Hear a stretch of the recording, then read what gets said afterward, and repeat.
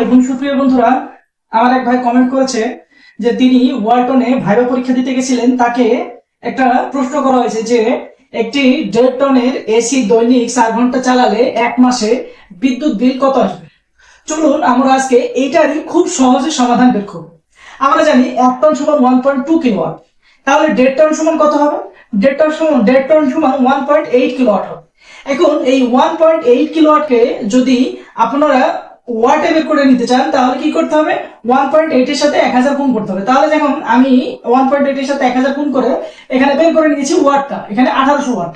এখন আমি ইউনিটটা বের করব যে দৈনিক কত ইউনিট খরচ হয়। এখন দেখেন এখানে আমি একটা এভারেজ 1.5 কিলো আমি 1.5 টনের এসির এটা কিলোওয়াটটা ধরে নিয়েছি। কারণ কি জানেন, একটা এসির কম্প্রেসর অন অফ হয়, তাই আমি গড় একটা কিলোওয়াট ধরে নিয়েছি 1.5 কিলোওয়াট, অর্থাৎ 1500 ওয়াট হবে। ঠিক আছে, 1.5 কিলোওয়াট আমি গড় কিলোওয়াট ধরে নিয়েছি। তাহলে আমরা দৈনিক ইউনিট কত খরচ হয় এটা বের করবো। আমাদের দৈনিক কয় ঘন্টা চলে? 4 ঘন্টা চলে, এই যে 4। আর আমরা এটার গড় হিসাব কত ধরছি? 1.5, এই যে 1.5 কিলোওয়াট। এখন তাহলে এইটা 4 এবং 1.5 যদি গুণ করি তাহলে হয় 6। তাহলে 6 হয় কি? 6 ইউনিট। আমরা যেহেতু দৈনিক ইউনিট কত খরচ হয় এটা বের করছি, ইউনিট বের করতেছি, সুতরাং এটা হয় 6 ইউনিট, অর্থাৎ কিলোওয়াট পার আওয়ার। ঠিক আছে, এখন এই 6 ইউনিটকে আমরা বের করব হচ্ছে এক মাসে কত বিদ্যুৎ বিল আসে এটা দেখো। এখন আমি এটা বের করলাম কত? 6 ইউনিট। 6 ইউনিট বের করলাম এক দিনের। আমরা জানি এক মাস সমান কত দিন? এক মাস সমান 30 দিন। দিন তো 30 দিন, এই যে এখানে লিখলাম 30। আর এই যেহেতু আমি একদিনে কত ইউনিট পড়লাম? 6 ইউনিট, এই সেই 6। তাহলে 30 গুণন 6 কত হয়? 180 ইউনিট। টোটাল একটা 1.5 টনের এসি দৈনিক 4 ঘন্টা চলালে আপনার মাসে 180 ইউনিট বিদ্যুৎ খরচ হবে।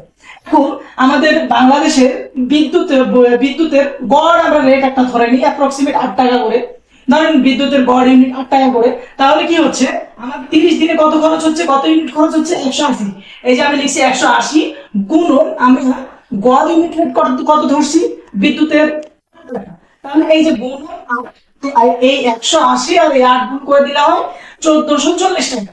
1440 টাকা। ঠিক আছে, আমরা তাহলে বলতে পারি এই কথা যে একটি 1.5 টনের এসি দৈনিক 4 ঘন্টা চালালে এক মাসে বিদ্যুৎ বিল আসবে টোটাল 1440 টাকা।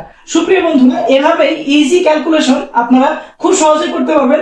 যদি বিভিন্ন ভাইবা এসে থাকে আপনারা চাইলে এখান থেকে ইজি শিখতে পারবেন।